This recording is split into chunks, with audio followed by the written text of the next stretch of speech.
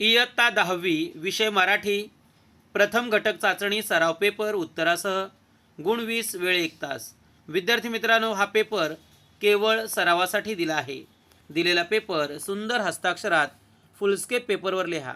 Video आवडल्यास व्हिडिओला like करा, शेअर करा आणि जर सबस्क्राईब केले नसेल तर सबस्क्राईब करा। इयत्ता 10वी विषय मराठी दिलेल्या प्रश्नपत्रिकेचे स्वरूप काळजीपूर्वक पहा।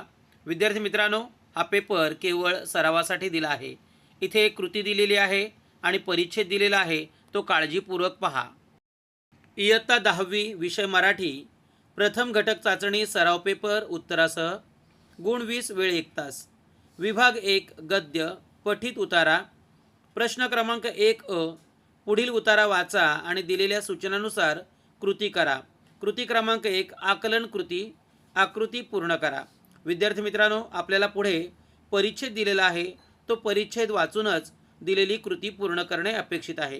कृती 1 करंजाच्या फुलाची अलौकिक वैशिष्ट्ये।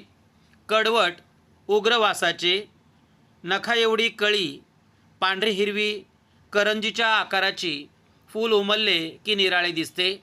जणू काही टोपडे घातलेला बाल घनश्यामच या फुलाच्या रूपात अवतरला आहे। रस्त्यावर पडलेला फुलांचा खच रमणीय दिसतो। अशा प्रकारची वैशिष्ट्ये आपल्याला इथे पाहायला मिळतात। विद्यार्थी मित्रांनो, पुढे उतारा दिला आहे, तो काळजीपूर्वक वाचा। वसंत हृदय चैत्र या पाठातील दिलेला हा उतारा काळजीपूर्वक वाचा आणि दिलेल्या कृती पूर्ण करा। यापूर्वीच आपण एक कृती पाहिलेली आहे। कृती क्रमांक 2 कोण आहे ते लिहा। 1 निळसर फुलांच्या तुऱ्यांनी भरलेलं कडुनिंबाचं झाड। 2 कडवट उग्र वासाचे करंजाचे झाड। त्याचबरोबर प्रश्न क्रमांक 3 तुम्हाला आवडणाऱ्या ऋतूचे वर्णन तुमच्या शब्दात करा। विद्यार्थी मित्रांनो, तुम्हाला जो ऋतू आवडतो, पावसाळा, उन्हाळा, हिवाळा, यातील एखाद्या ऋतूचं वर्णन तुम्ही तुमच्या शब्दात करणे अपेक्षित आहे। याबाबतचे उत्तर स्वतः लिहिण्याचा सराव करा। विभाग 2 पद्य। प्रश्न क्रमांक 2 कवितेच्या आधारे दिलेल्या सूचनानुसार कृती करा। 1 पुढील व्यक्तीशी कसे वागावे असे संत रामदास म्हणतात। विद्यार्थी मित्रांनो, इथे आपल्याला उत्तम लक्षण ही कविता दिलेली आहे। या कवितेच्या आधारे आपल्याला दिलेल्या कृती पूर्ण करणे अपेक्षित आहे। 1 तोंडाळ व्यक्तीशी भांडू नये असे संत रामदास सांगतात। प्रश्न क्रमांक 2 संत संग खंडू नये असे संत रामदास सांगतात। दिलेली कविता काळजीपूर्वक वाचा आणि दिलेल्या कृती पूर्ण करा। पुढे काही कृती दिलेल्या आहेत, त्या सुद्धा पाहूया। विद्यार्थी मित्रांनो, दिलेल्या कवितेच्या आधारेच आपल्याला कृती क्रमांक 2 सोडवणे अपेक्षित आहे। उत्तम लक्षण या कवितेच्या आधारे कधीही करू नयेत अशा गोष्टी। 1 पुण्यमार्ग सोडू नये, पैज किंवा होड लावू नये, कुणावरही आपले ओझे लादू नये आणि असत्याचा अभिमान बाळगू नये। विद्यार्थी मित्रांनो, ही कृती आपण पूर्ण करणे अपेक्षित आहे। प्रश्न क्रमांक 3 कवितेच्या आधारे खालील कृती पूर्ण करा। 1 कवितेचे कवी। 2 कवितेचा विषय। 3 कविता आवडण्याची व न आवडण्याची कारणं। विद्यार्थी मित्रांनो, या प्रश्नांची उत्तरं आपल्याला पुढे थेट दिली आहेत, ती काळजीपूर्वक पहा। विभाग 3 स्थूल वाचन। प्रश्न क्रमांक 3 खालीलपैकी कोणतीही एक कृती पूर्ण करा। विद्यार्थी मित्रांनो, दिलेल्या या दोन्ही प्रश्नांची उत्तरं आपल्याला पुढे थेट दिली आहेत, ती काळजीपूर्वक पहा। प्रश्न क्रमांक 3 कवितेच्या आधारे खालील कृती पूर्ण करा। 1 कवितेचे कवी संत रामदास। 2 कवितेचा विषय व्यक्तीने जीवनात वागताना काय करू नये याबाबतचं मार्गदर्शन केले आहे। प्रश्न क्रमांक 3 कविता आवडण्याची व न आवडण्याची कारणं। संत रामदास यांनी उत्तम गुणसंपन्न आदर्श व्यक्तीची लक्षणं या कवितेत सांगितली आहेत, त्यामुळे ही कविता खूप छान आहे। तसेच व्यक्तीने जीवनात वागताना काय करावे, काय करू नये याबाबतचे मार्गदर्शन केले आहे, त्यामुळे ही कविता आवडते। सत्याचा मार्ग सोडू नये, खरेपणाने वागावे, अपकीर्तीला बळी पडू नये असे विचार मांडले आहेत। या विचारांमुळे माणसाचे व्यक्तिमत्व समृद्ध होण्यास मदत होते आणि म्हणून ही कविता खूप आवडते। विभाग 3 स्थूल वाचन। प्रश्न क्रमांक 3 खालीलपैकी कोणतीही एक कृती पूर्ण करा। 1 साहित्यिका गिरिजा कीर यांच्या बालनाटिकांची वैशिष्ट्ये लिहा। गिरिजाबाईंनी 9 ते 12 वर्ष वयोगटासाठी आणि बालवर्गासाठी नाटिका लिहिल्या. बालवर्गासाठी साध्या व सोप्या जोडाक्षर विरहित बालनाटिका देण्याचाही प्रयत्न केला. गिरिजाबाईंच्या बालनाटिकांचे त्या काळाच्या तुलनेत एक खूप महत्त्वाचं वैशिष्ट्य आहे.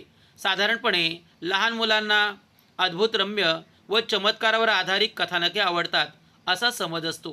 गिरिजाबाईंनी या समजाला छेद दिला. त्यांनी वास्तवावर आधारित बालनाटिका लिहिल्या. मुलांचे भावविश्व व त्यांच्या गरजा यांना प्राधान्य देऊन बालनाटिका लिहिल्या. चित्रदर्शी शैलीमुळे त्यांच्या बालनाटिकामधला प्रसंग समोर जिवंतपणे घडत आहे असे वाटत राहते.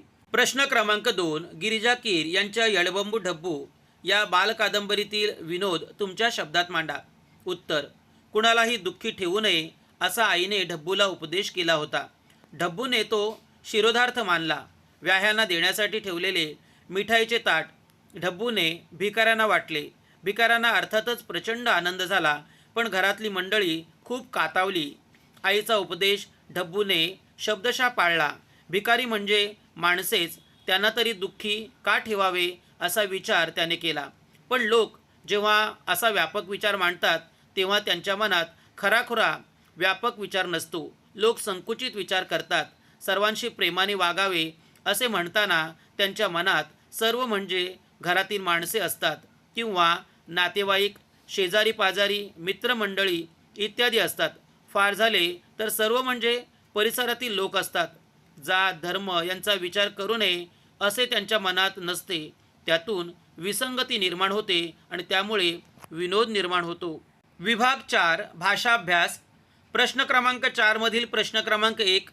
खालील शब्दांचे समानार्थी शब्द लिहा. आकाश, गगन. फूल, सुमन. प्रश्न क्रमांक 2. पुढील वाक्प्रचारांचा अर्थ सांगून वाक्यात उपयोग करा. कोणतेही 2. 1. गगनात न मावणे. गगनात न मावणे, खूप आनंद होणे. वडिलांनी नवीन मोबाईल आणून दिला ते पाहून माझ्या मोठ्या भावाचा आनंद गगनात मावेनासा झाला. प्रश्न क्रमांक 2. कंठस्नान घालणे, ठार मारणे. कारगिल युद्धात भारतीय सैनिकांनी पाकिस्तानी सैनिकांना कंठस्नान घातले. प्रश्न क्रमांक 3. खस्ता खाणे, खूप कष्ट करणे. माझ्या आईवडिलांनी खस्ता खाऊन मला पदवीपर्यंत शिकवले. विद्यार्थी मित्रांनो, हा पेपर केवळ सरावासाठी दिला आहे. दिलेला पेपर सुंदर हस्ताक्षरात फुलस्केप पेपरवर लिहा. व्हिडिओ आवडल्यास व्हिडिओला लाईक करा, शेअर करा आणि जर सबस्क्राईब केले नसेल तर सबस्क्राईब करा. आपल्या चॅनेलवर सर्व विषयांचे प्रथम घटक चाचणी, द्वितीय घटक चाचणी, प्रथम सत्र परीक्षा आणि इतर सराव पेपर दिलेले आहेत, ते सुद्धा पहा. असेच नवनवीन व्हिडिओ पाहण्यासाठी व्हिडिओला लाईक करा, शेअर करा आणि जर सबस्क्राईब केले नसेल तर सबस्क्राईब करा. धन्यवाद.